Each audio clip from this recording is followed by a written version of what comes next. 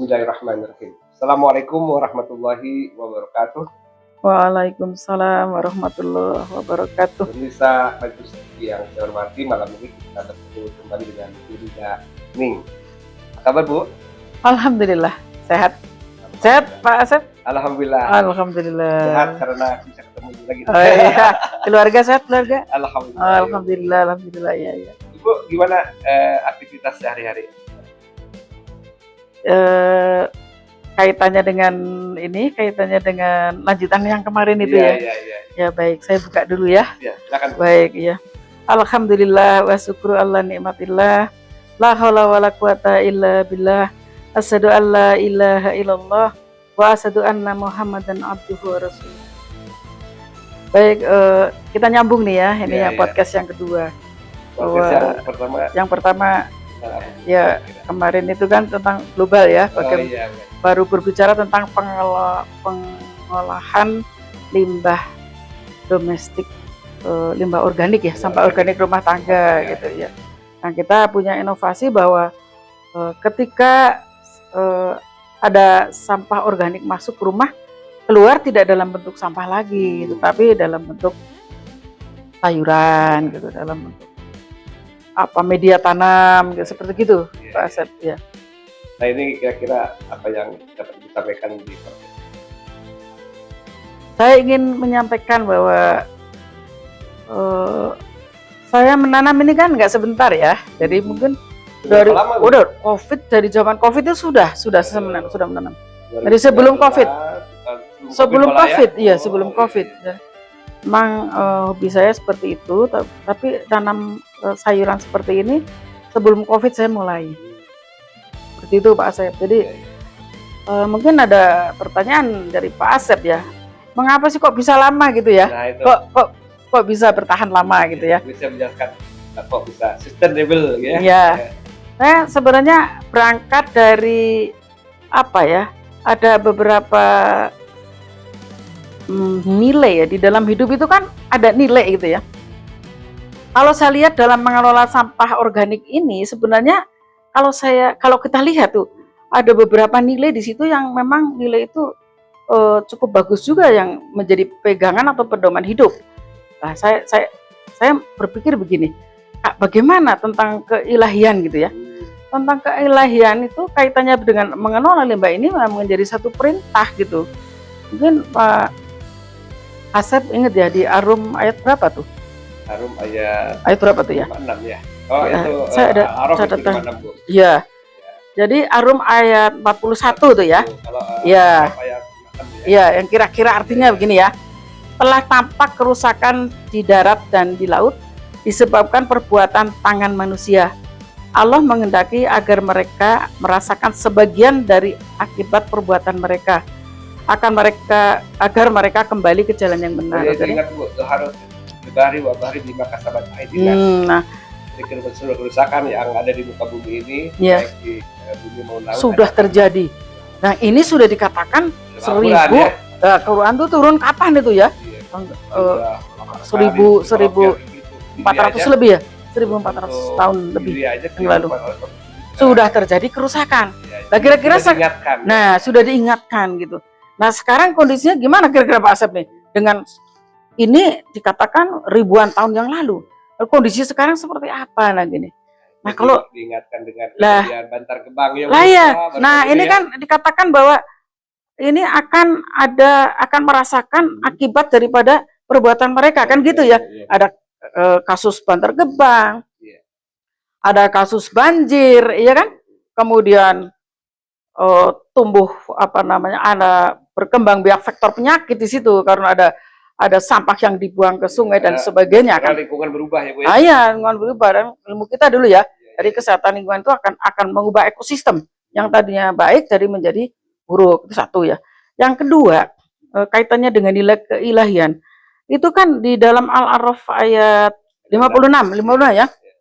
Itu kan jelas ya, janganlah kamu berbuat kerusakan di bumi setelah diciptakan dengan baik. Nah, itu ini ya, kemudian nah iya itu. Jadi kan Allah ini kamu berbuat kerusakan. Lah, kata jangan itu ya, jangan itu kan bentuk larangan ya. Nah, haram lah. Ya haram lah. Kalau menurut saya, yang kata nih, mohon koreksinya ya, para ustadz dan ustazah. Kalau saya mengatakan kalau dilarang itu ya berarti ya dilarang, tidak boleh mengerjakan seperti itu. Suatu bentuk larangan gitu. Nah ini juga ada dari dua ayat ini, dari dua surat ini tuh, bagi saya itu sudah menggetarkan hati ya. Jadi baiklah kalau seperti itu. Maka saya mengelola limbah sampah organik ini adalah saya melaksanakan ini. Yang kedua ada nilai tentang sesuatu bisa dikerjakan karena logis. Gitu. Logis, sangat mudah, sangat mudah, sangat murah dan siapa saja bisa melakukan kalau mau gitu. Jadi logis ya. Yang nilai ketiga adalah etis. Jadi etisnya artinya tuh dasar moralitas gitu. Jadi kita ini sebagai orang yang membuat penyebab masuknya penyebab adanya sampah organik ini ya kita harus bertanggung jawab. Kita kan di rumah tangga kan ada yang kita manfaatkan ya. Sesuatu tuh ada yang dimanfaatkan tapi sisanya itu menjadi tanggung jawab kita. Nah, sampah organik ya menjadi tanggung jawab kita. Kemudian yang berikutnya adalah ada nilai manfaat situ. Teleologis ya. Nilai manfaatnya itu banyak sekali. Bahwa manfaatnya ini ada satu ekonomi, jelas ya, punya nilai ekonomi. Kemudian yang kedua adalah memiliki nilai manfaat tentang keilmuan. Jadi itu ada sedekah ilmu ya. Orang yang lewat ingin tiru, nah itu mesti dia melakukan sesuatu. Tak akan bertanya gitu. Dan dengan tanpa ini ibu menjadi orang yang berilmu dan Allah sudah janjikan bahwasanya orang-orang yang berilmu sebagaimana orang-orang yang beriman akan masuk. Amin. Ya rafa'il ladzina amanu utul darajat. Derajatnya akan ditingkatkan. Insya Allah. Nah, terus itu ada lagi nilai ini. Jadi tumbuh-tumbuhan itu kan memproduksi oksigen ya. Sedangkan oksigen itu kan otomatis karena perbuatan kita kemudian keluar dimanfaatkan oleh manusia kan gitu. Secara tidak langsung tuh berproses itu kan oksigen selama siang hari ya 12 kena matahari itu 12 jam ya. Jadi 12 jam tanpa henti itu oksigen terproduksi. Dan itu sodakoh juga. Terus kemudian sodakoh kaitannya dengan binatang ya. Jadi binatang yang ada di dalam tanah menjadi hidup. Mikroorganisme yang diperlukan menjadi ada. Cacing dan sebagainya. Kemudian nilai, apalagi ya Pak Sab ya. Manfaat yang berikutnya adalah ya kita bisa kita makan.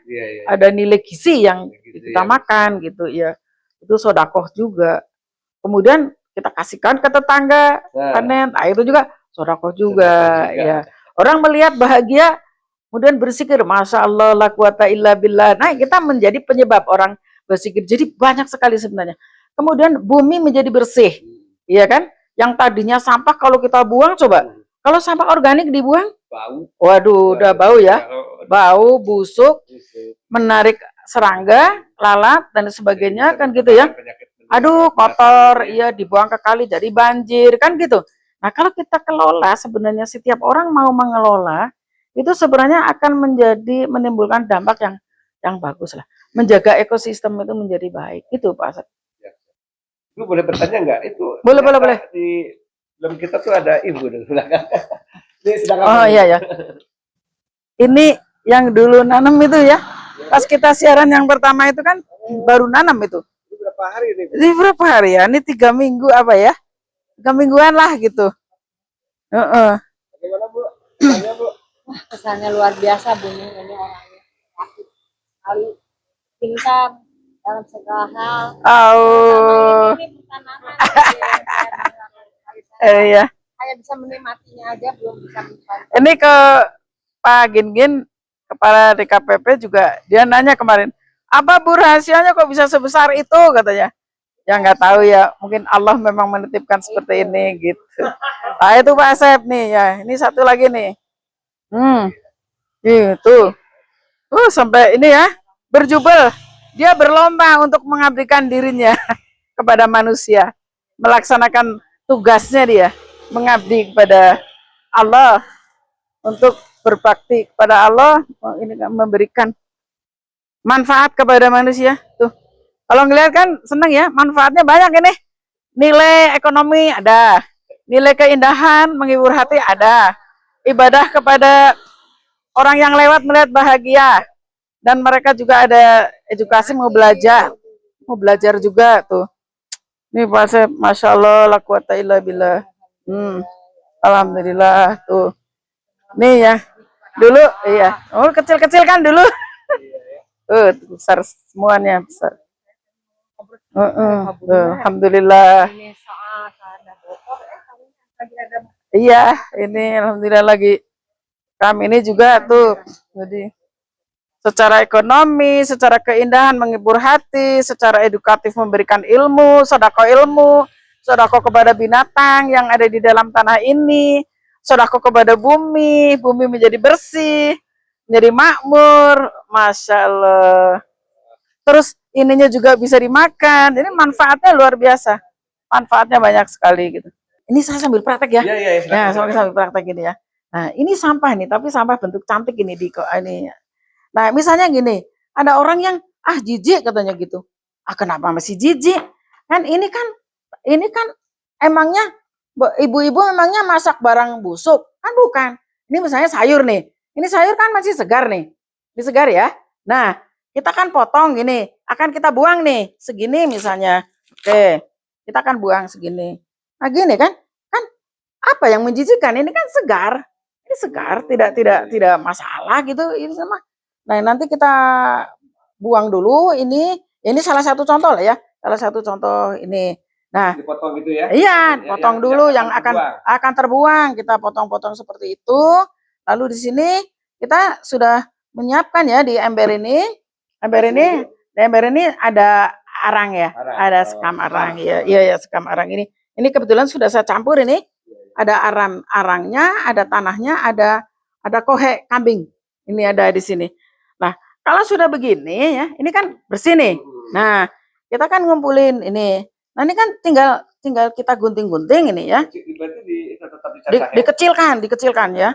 Gitu Pak Asep. Nah, gini misalnya seperti ini. Nah, jadi jangan sampai terlalu besar, jangan, karena ini juga nanti akan mengambil volume yang terlalu besar kalau misalnya tidak dipotong dulu seperti ini. Nah, ini itu ya. Kemudian kita masukin lagi sampai kita habis lah gitu. Bentar ya, selesaikan dulu. Nah, ini kan, tuh kan tidak menjijikan, jijik apanya? Kita kan masak barang yang segar. Soalnya kalau barang yang busuk kita masak baru menjijikan. Nah ini tadi kan saya masak nih. Saya masak ini kan ada apa namanya nih, kulit bumbu ya. Saya masak pisang, ini ada kulit pisang, dipotongin gini. Kita masukin ke sini seperti itu. Terus ini juga nih makan kacang, ini saya masukkan ke sini. Nah, ini masukkan ke sini. Kemudian, nah ini kalau anak saya nih ya, anak saya ini malah menggunakan toples tuh. Jadi dia ditaruh di ini, cantik lah.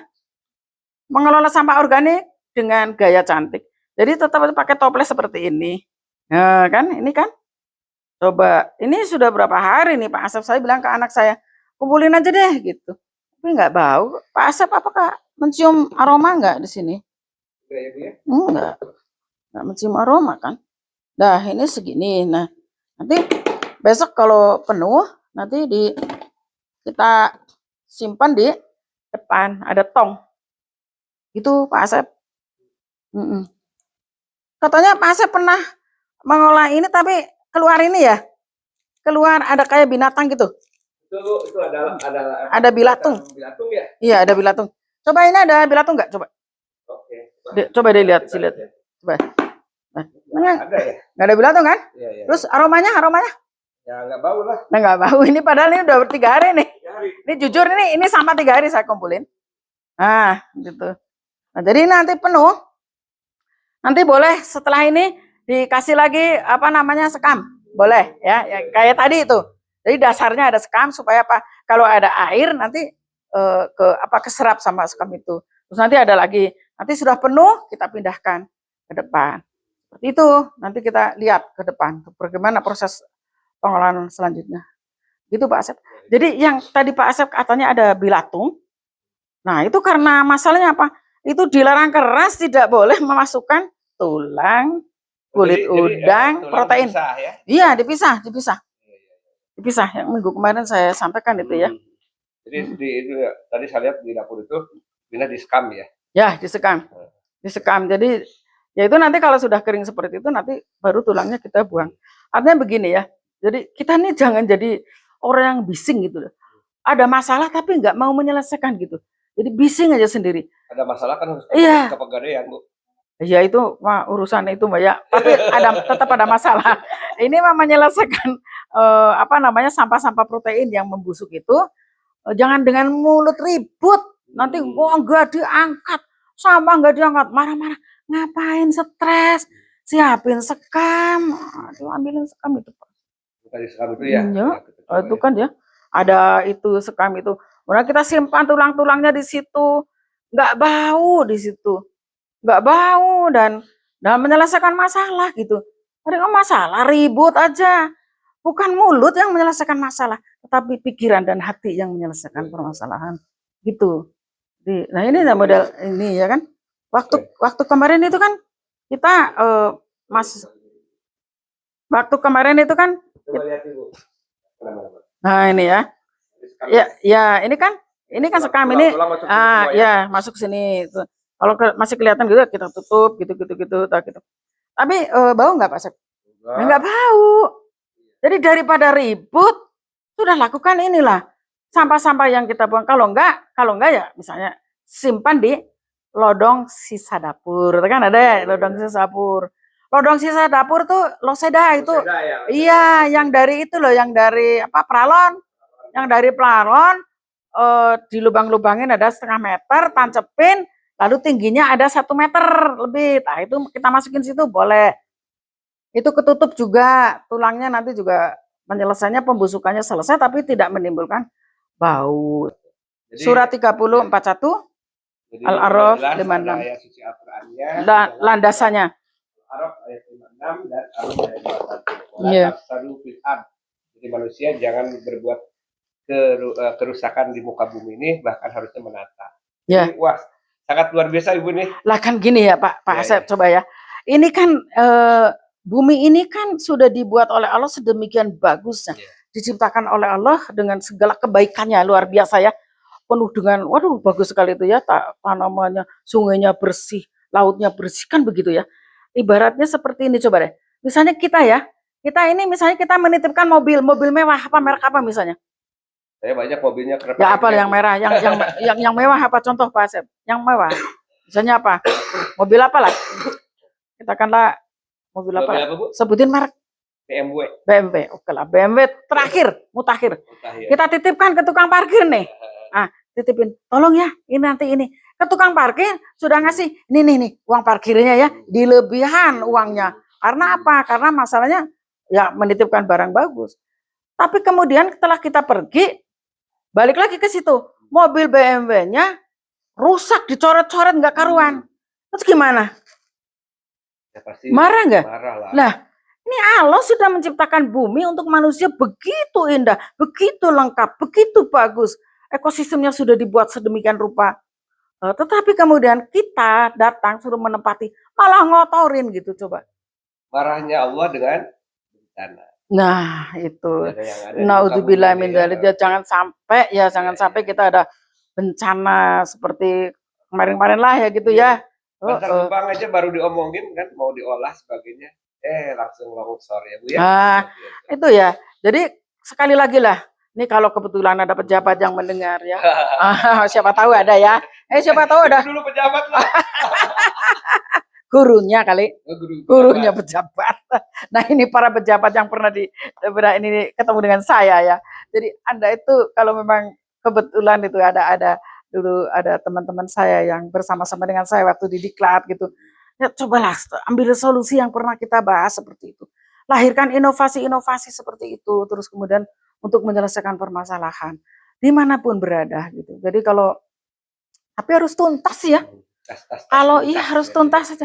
Jadi kalau hanya cuma ngomong sebagai konsep tapi ke bawahnya nggak dilakukan, ya percuma lah. Nah, ini Ibu kan sekarang penasehat hak di Jawa Barat. Ada himbauan nggak buat anggota? Lah, ini anggota nih. Berapa banyak anggota? 3.000. 3.000 nih. 3.000 di Jawa Barat ya. Iya. Dulu saya ini apa namanya ketua gerombolan, ketua gerombolan. Ada 3.000.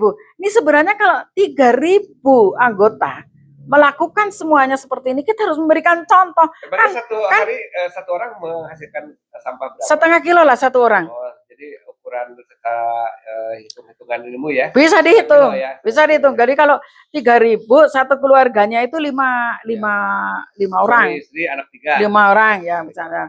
Belum kalau misalnya ada anak yang sudah berkeluarga, kan malah banyak tuh. Bisa 20 loh. Bisa satu anggota punya ini 20. Nah, berarti kan berapa tuh? 20 kali 3.000 berapa? Berarti berapa? 60.000 ya, Bu ya. 60.000. 20 kali 3.000 600.000. 600.000 ya. 60 kali 3.000. Ya, 600.000. Ya, dari kalau 20 kali 3.000 ya. Kali 60.000 ya. 60.000. 60.000 coba. 60.000 semua kali setengah kilo. Kita lakukan itu berarti berapa satu hari? Setengah kilo kali gitu. Tapi ada menurut SN itu hanya 60% yang sampah organiknya, dari yang setengah kilo campuran dengan jadi setengah kilo itu non organik. Organik dan non organik campuran. Yang organiknya 60%. Tapi kita bisa hitung di atas kertas deh. Anggota Hakli ada 3.000, diperkirakan keluarganya ada 20, maka bisa kita hitung sekian. Coba berapa kita bisa melakukan itu? Jangan nunggu orang lain. Contohlah dari diri sendiri gitu. Ini saya juga lagi belajar ya, saya nggak lagi ngomongin orang. Ngomongin diri saya sendiri. Ya Allah, saya sing konsisten gitu. Sampai Allah memanggil saya. Oke, gitu. Kembali lagi Bu, memelihara konsistensi. Konsistensi gimana itu. Kiat-kiatnya? Ya itu tadi, kalau sudah ketahuan bahwa ini adalah kegiatan yang memiliki nilai ibadah, sudah pegang teguh, punya nilai ibadah, logis untuk dilakukan, etis, memiliki nilai moralitas, kemudian dampaknya juga memiliki manfaat yang banyak sekali, ya sudah, jangan kemana-mana, pakai aja terus gitu, seperti itu. Nah, kalau kita konsep tadi kembali, kalau konsep dari gubernur konsep, Bupati Wali Kota ngonsep, kecamatan ngonsep, kelurahan ngonsep, RW ngonsep, RT ngonsep kabeh. Terus siapa yang melakukan gitu. Nah, gitu. Sep. Makanya nih ya, ini Pak Lurah nih terutama nih. Pak Lurah tuh harus apa, punya tanggung jawab yang terdepan tuh ya kan, yang paling bawah kan lurah ya. Jadi Pak Lurah ini harus memikirkan begini, RW 1 diajak bicara. Anda mau menyelesaikan masalah organik ini, sampah organik ini dengan metode apa? Nah, kita lihat sumber daya yang dimungkinkan itu apa? Apakah bikin namanya apa? Bata terawang, ataukah mau membuat komposter dari tong, atau mau membuat makot? Harus jelas. Kalau dari lurahnya nggak jelas RW-nya, terus akhirnya bagaimana? Akhirnya itu sekarang tuh ada apa namanya? Gaslah. Nah, gaslah nanti kan angkut sana, angkut sini, nggak jelas. Jadi harus punya komitmen, RW sekian mau dikelola dengan cara apa, harus jelas. Apa mau makotisasi atau mau apa? Jadi nanti selesai di situ. Kalau enggak ya cuma mindahkan aja lagi, kasusnya mindahkan lagi di RW itu. Nanti jadi ledakan lalat. Kalau enggak bener tuh ya, ledakan lalat ini. Lalat kan penular penyakit ya. Nah itu semangat sekali nih dalam. Iya betul lah, saya gregetan juga sih saya soalnya ini enggak selesai dari dulu nih. Waduh ya ampun. Baik, pemirsa sekalian, cukup lumayan ya semangat dan semangat dari Bunda Ning. Kita ke depan mudah-mudahan ada Bunda Ning yang lain. Amin ya Allah, amin. Dan salah satunya misalnya di Kota Bandung yang menurut kabarnya anggarannya cukup 1.000 dan satu hari itu bisa 1.500 ton. Ya betul. Itu ada penduduknya kan 2 juta. Ya, 60% kan sebetulnya dari 2.400.000 sekian penduduknya. Jadi kalau kita kalikan setengah, ada setengah kilo kan, berarti kan 1 juta sekian. 1 juta sekian. Tapi pokoknya hitungan terakhir katanya informasinya sehari 1.500 ton. Jadi kalau bagaimana kalau tidak diolah akan oh iya betul, 1.500 karena dikalikan 2,4 kali 60%. Jadi sekian betul. Bagaimana itu bisa terjadi Sarimukti lagi, Ya, Bantar Gebang ya. lagi, Sudah nggak saatnya. Sudah tidak saatnya Linganya lagi. sampah diangkut sana, diangkut sini. Paling rendah dikerjakan di RW. Di RW. Jadi RW harus bertanggung jawab, harus mau peduli menyelesaikan permasalahan ini di tingkat RW, Pak. Jadi kalau di Kota Bandung ada berapa RW nih? Berarti Pak Wali Kota tuh harus ngecek juga di RW ini apa nih? Menggunakan model apa? Yang diterapkan model apa? Harus lurah-lurahnya terus ini kan juga gitu, jangan cuman ini. Nah, yang penting itu adalah itu tadi yang seperti saya bicarakan dulu bahwa setiap rumah tangga itu punya tanggung jawab gitu. Jangan cuma mengambil manfaatnya aja, tetapi tidak tanggung jawab gitu. Dia penyebab adanya sampah kan. Nah sekarang gini, wah sampahnya jadi banyak. Loh ya kalau banyak ya kalau belanja tuh milihlah sayurnya, potonglah ini tinggal di sana apa namanya ketika di pasar lah. Kita jangan bawa pulang tak gitu ya. Taruh di sana. Ini tapi nanti masalah lagi di pasar. Nah ini juga harus diselesaikan juga secara khusus gitulah. Jadi emang kembali lagi tuh ada kesadaran, ada kepedulian. Kesadaran dan kepedulian. Ya. Itulah penutup dari bincang-bincang hari ini. Ada kesadaran dan kepedulian. Mudah-mudahan kita semua mulai dari rumah tangga untuk sadar dan peduli. Selamat berjumpa kembali di podcast Majlis Sunda berikutnya. Wassalamualaikum warahmatullahi wabarakatuh. Waalaikumsalam warahmatullahi wabarakatuh. Mohon maaf kalau ada yang kurang berkenan.